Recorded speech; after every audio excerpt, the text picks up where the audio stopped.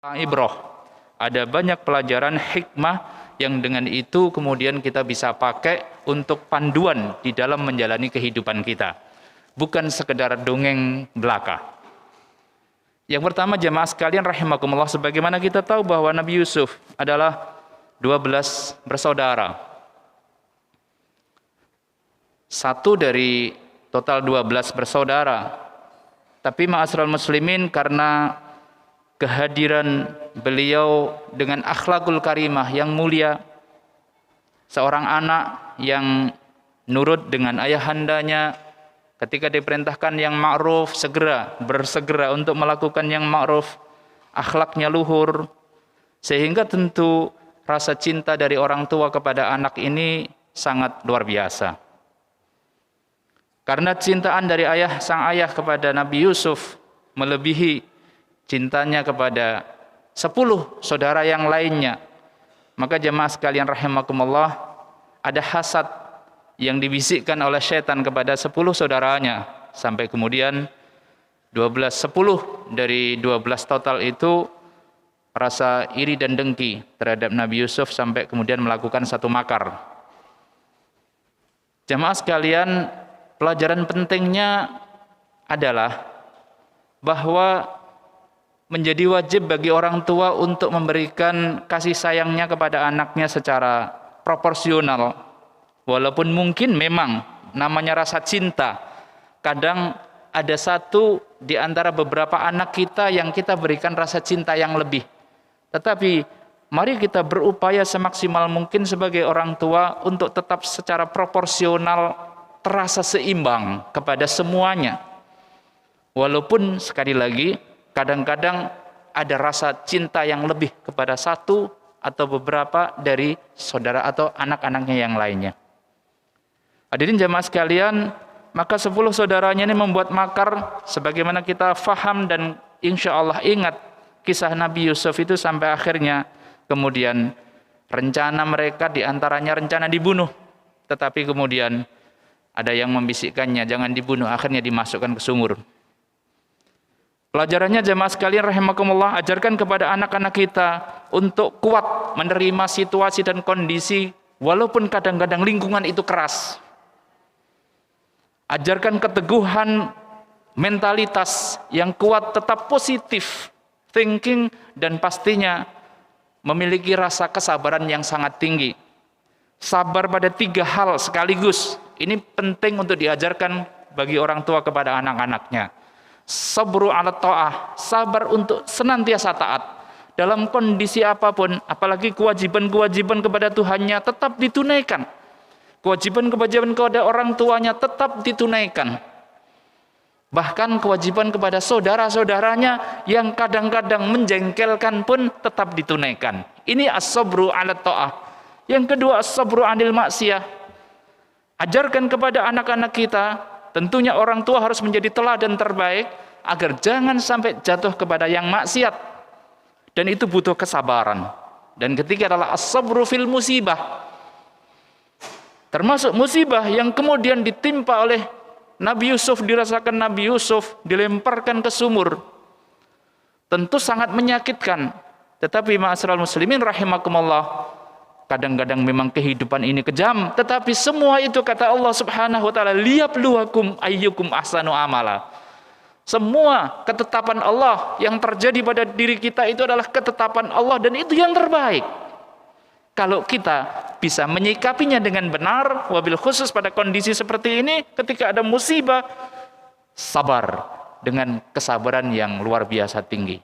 3 kesabaran ini yang harus menjadi pelajaran pertama ketika kita mengingat kisahnya Nabi Yusuf. Dan apa yang terjadi ma'asyiral muslimin rahimakumullah, kemudian Nabi Yusuf diselamatkan oleh kafilah dagang. Tetapi pada masa itu tentu kemudian temuan menemukan Nabi Yusuf seorang lelaki tampan, maka ini harta karun bagi pedagang tersebut. Walaupun ini bukan tujuan utamanya, tetapi lumayan juga untuk kemudian dijual di pasar budak. Sehingga Nabi Yusuf menjadi budak. Dibelilah oleh Malik, oleh seorang, kalau sekarang mungkin seorang menteri. Dibeli untuk menjadi budak mereka. Jamaah sekalian rahimakumullah, ini tentu sebuah perjalanan kehidupan, namun sekali lagi perjalanan kehidupan itu banyak yang ada mungkin menyenangkan, tetapi banyak juga yang tidak menyenangkan rasa hatinya. Namun sikap yang utama adalah harus disikapi dengan sabar, dengan 3 tingkat kesabaran ini, dan Nabi Yusuf berhasil melewatinya dengan kualitas kesabaran yang sangat tinggi. Maka ketika dimiliki atau menjadi budaknya Al-Aziz, pada waktu itulah Nabi Yusuf mendapatkan pelajaran-pelajaran berharga. Ajarkan kepada anak-anak kita agar senantiasa menjadi pembelajar dimanapun berada. Semua tempat bisa menjadi sekolah, bisa menjadi madrasah. Semua orang bisa menjadi guru. Tuannya Nabi Yusuf dijadikan oleh beliau sebagai guru, sehingga beliau mendapatkan pelajaran ketatanegaraan dari tuannya. Beliau budak, tetapi ma'asyiral muslimin, Masya Allah, semangat belajarnya sangat tinggi, sehingga sangat sering Nabi Yusuf diajak oleh Al-Aziz untuk menghadiri acara-acara kenegaraan, yang dengan itu beliau sekaligus belajar learning by doing. Belajarnya sekaligus praktek, melihat bagaimana Al-Aziz sebagai petugas negara mengurus negara sesuai dengan yang telah diamanahkan kepadanya. Dan ini adalah sekali lagi pelajaran yang sangat mahal ketika seorang anak mampu learning by doing, yang dengan itu pelajarannya itu langsung tertangkap menjadi sebuah mindset yang benar, dan nantinya akan sangat berguna untuk menjalankan roda pemerintahan yang Allah amanahkan kepada beliau untuk menjadi raja pada waktu itu. Hadirin jamaah sekalian rahimakumullah, ujian yang luar biasa juga pada diri Nabi Yusuf, yang ini disikapi dengan sekali lagi yang sabar, dengan 3 makna ini ada pada diri Nabi Yusuf, yaitu karena Yusuf alaihissalam ini adalah lelaki yang luar biasa tampan, diberikan kepadanya separuh ketampanan dunia. Maka istri dari Al-Aziz ini sangat tertarik untuk kemudian mengajaknya berzina, mengajak selingkuh. Jamaah sekalian rahimakumullah, wallahu alam bisawab, kalau itu terjadi pada banyak dari orang-orang sekarang, diajak selingkuh oleh wanita mulia, luhur, derajat status sosialnya sangat tinggi, dan juga cantik. Ma'asyiral muslimin rahimakumullah, ini ujian yang tidak kalah pelik, ujian yang tidak kalah hebat pada seorang remaja yang tentu gejolak syahwatnya luar biasa tinggi. Hammad bihi wa hamma biha. Demikian Al-Quran memberikan gambaran. Kalau secara fitrahnya laki-laki tertarik kepada wanita, dan yang menggoda adalah wanita cantik, kaya, punya kedudukan status sosial yang sangat tinggi. Masya Allah wa tabarakallah, jamaah sekalian rahimakumullah, kalau kita kemudian membaca surat Yusuf dan belajar tentang kepribadian beliau, ini adalah lelaki yang memang luar biasa jempolan, yang karenanya memang dipilih oleh Allah untuk menjadi nabi dan kemudian menjadi pemimpin bangsa Mesir waktu itu. Kenapa? Karena beliau berhasil melewatinya. Kata Yusuf alaihissalam, saya takut kepada Allah subhanahu wa ta'ala. Inilah yang seringkali Rasulullah menyebutkan untuk seluruh amalan, termasuk amalan-amalan di bulan Ramadan, itu dasar utamanya adalah imanan wahtisaban. Keimanan yang tertancap kuat di dalam qalbunya Nabi Yusuf inilah yang kemudian menggerakkan seluruh saraf-sarafnya, mindsetnya, pikirannya, hawa nafsunya, untuk tidak tunduk kepada kemauan sang istri Al-Aziz tersebut. Karenanya beliau menolak, untuk kemudian beliau lari hingga kemudian dipegang baju bagian belakangnya sampai robek. Jamaah sekalian rahimakumullah, begitu kemudian lari, Al-Aziz waktunya pulang, begitu dilihat, dibuka pintunya, ini terjadi perselisihan, maka Al-Aziz tanya, ada apa? Sang istri berbohong. Ini Yusuf mau memerkosa saya. Kemudian Al-Aziz tentu tidak begitu saja percaya, dia hadirkan orang yang ahli. Kalau sekarang ahli forensik, ya. Menurut ahli forensik ini, ya kita lihat saja, Yusuf ini robek bajunya di mana. Kalau seorang laki-laki dia mau memperkosa atau kemudian berbuat tidak baik kepada wanita, tentu kemudian dia menghadap kepadanya. Dan kalau wanita itu menolak, maka dia bisa jadi merobek baju bagian depannya. Tetapi yang terjadi kita lihat bukti dan fakta-faktanya. Ternyata yang robek bagian apa, Pak? Bu? Belakang. Berarti apa? Si wanita ini yang mengajaknya. Tetapi jamaah sekalian rahimakumullah, sekali lagi karena dia budak, maka Al-Aziz tentu tidak juga mau mengorbankan istrinya yang salah, walaupun kata Al-Aziz, ini kamu yang kurang ajar.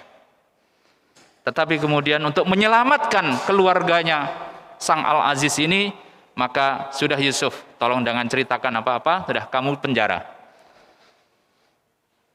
Kata Nabi Yusuf, penjara lebih aku sukai dibandingkan dengan menuruti kemauan untuk berbuat maksiat dan dosa. Ini jamaah sekalian rahimakumullah, yang juga tidak kalah penting, bahwa ketika berpegang teguh kepada kebenaran itu ada konsekuensi-konsekuensi yang menyakitkan, termasuk mungkin di penjara, atau konsekuensi-konsekuensi yang lebih menyakitkan atau yang semirip dengan itu.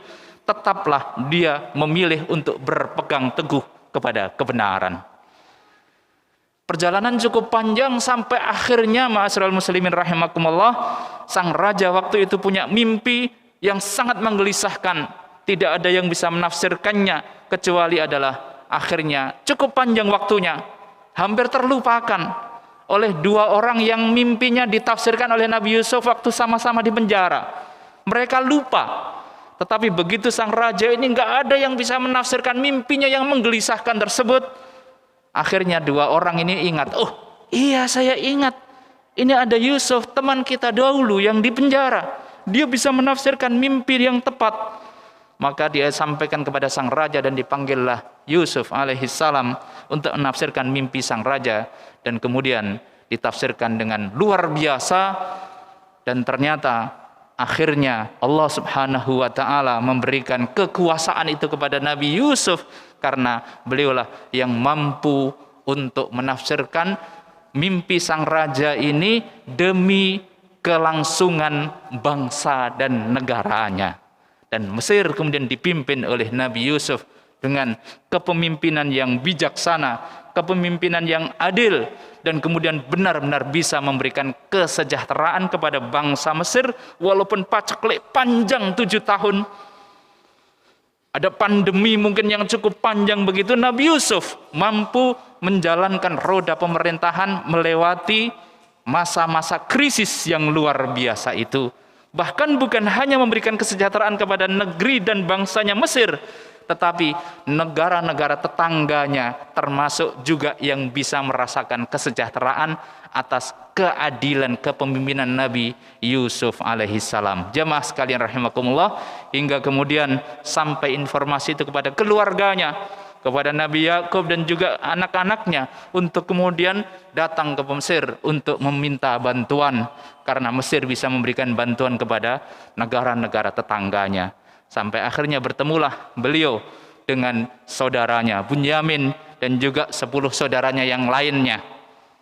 Hadirin jamaah sekalian rahimakumullah, pelajaran terakhir dari yang kita bisa ambil ibrah kisah Nabi Yusuf ini, ketika kemudian keluarganya, ayahandanya dan keluarganya semuanya datang ke negerinya, ke kerajaannya.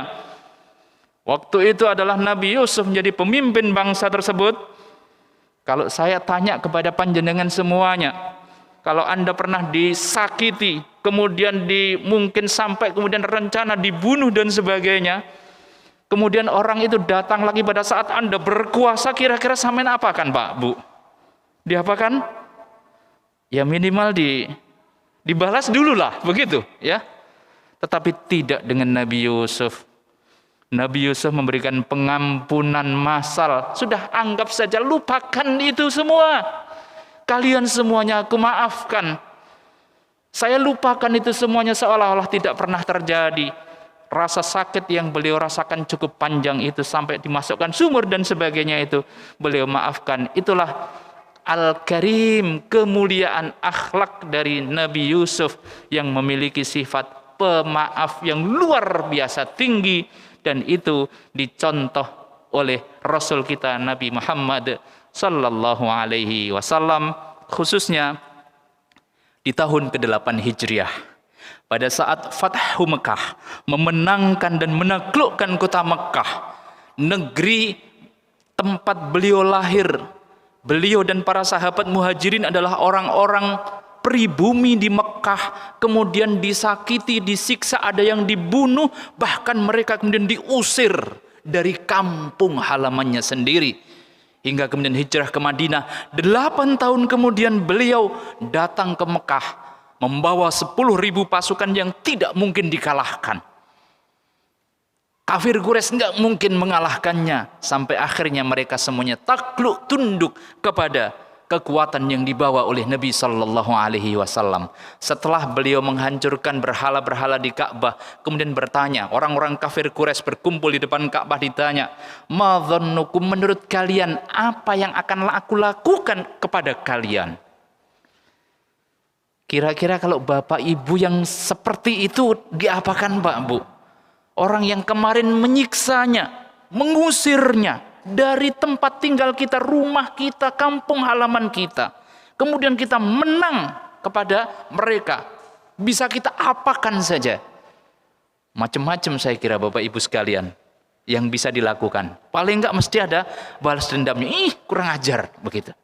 Tetapi Masya Allah wa tabarakallah, Rasulullah sallallahu alaihi wasallam dalam bab ini, dengan dikisahkannya kisah Nabi Yusuf oleh Allah di dalam Al-Quran, menjadi pribadi dan karakter akhlakul karimah pada diri Rasulullah sallallahu alaihi wasallam. Beliau kemudian menyatakan, intoliku fa innakum tulaqa. Sudah, kalian semuanya saya ampuni, saya maafkan. Ada pengampunan massal kepada para orang-orang kafir Quraisy yang kemudian buahnya apa? Idza jaa nasrullahi wal fath wa ra'aitan nasa yadkhuluna fi dinillahi afwaja fasabbih bihamdi rabbika wastaghfir innahu kana tawwaba. Buahnya adalah bergelombang dan berbondong-bondongnya masuk Islam orang-orang yang dulu kafir Quraisy itu, dan juga kafir-kafir bangsa Arab yang lainnya. Tidak ada yang dari mereka kecuali semuanya masuk ke dalam agama Allah Subhanahu wa ta'ala. Dan itu terjadi di bulan Ramadan. Dan ma'asyiral muslimin rahimakumullah, sekarang Allah masih memperkenankan nikmatnya yang luar biasa kita bertemu dengan Ramadan. Semoga Ramadan kita bisa ngambil ibrah berharga, pelajaran berharga dari kisah Nabi Yusuf dan juga prakteknya Rasulullah sallallahu alaihi wasallam, termasuk prakteknya dari para founding fathers kita yang di tahun 1364 Hijriah tanggal 9 Ramadan, mereka waktu sahur itu menuliskan teks proklamasi. Dan kemudian di jam 10 paginya dibacakan teks proklamasi itu di Jalan Pegangsaan Timur nomor 56, rumahnya salah seorang Habib yang dihibahkan untuk bangsa Indonesia dalam rangka membacakan teks proklamasi. Dan itu hadiah terbesar dari Allah atas berkat rahmat Allah, dan dengan didorong oleh keinginan yang luhur supaya berkehidupan kebangsaan yang bebas, maka bangsa Indonesia menyatakan dengan ini apa? Kemerdekaannya. Inilah Rasulullah, Nabi Yusuf, Rasulullah, dan para founding fathers kita telah memberikan pelajaran berharga. Ramadan menjadikan kaum muslimin, orang-orang yang beriman, bisa menjadi orang-orang yang bertakwa bagi dirinya kepada Allah, sekaligus membangun monumen ketakwaan untuk bangsa, negara, dan anak keturunannya. Semoga Allah menolong kita untuk bisa mempraktekkannya semuanya dalam kehidupan kita. Istiqamah sampai akhir hayat saat dipanggil dalam kondisi husnul khotimah. Amin Allahumma amin. Kurang lebihnya mohon maaf. Aku qouli hadza. Wassalamualaikum warahmatullahi wabarakatuh.